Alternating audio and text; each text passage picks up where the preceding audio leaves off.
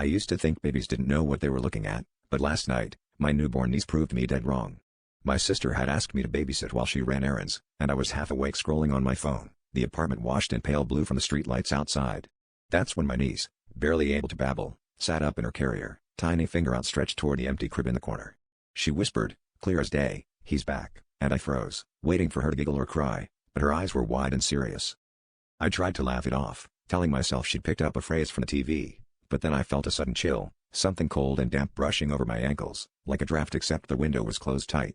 I glanced at the baby monitor, the one with the static-filled night vision, and for a split second I saw a smudge of black shifting inside the crib, darker than the shadows, just below the mobile. The hairs on my arms prickled as I tiptoed over, heart hammering, my niece now silent and staring at nothing. I leaned into the crib, my breath fogging in the sudden chill, and caught a whiff of wet earth, like someone had dragged a patch of muddy ground right into the nursery. I reached for the mobile, and the music box started playing by itself, a slow, distorted lullaby. My niece giggled, but it wasn't her usual sound, it was deeper, almost like two voices layered together. I snatched her up, her body rigid, while the coldness wrapped around my feet, rooting me to the spot. That's when the mobile spun faster, the shadows inside the crib writhing and stretching, forming the outline of a tiny hand reaching up. My niece twisted in my arms, looking over my shoulder, and whispered, he wants to play with you now. The chill lunged up my legs, and the last thing I saw before the room went black was that hand, impossibly long-fingered, clutching the edge of the crib, waiting for me to let go.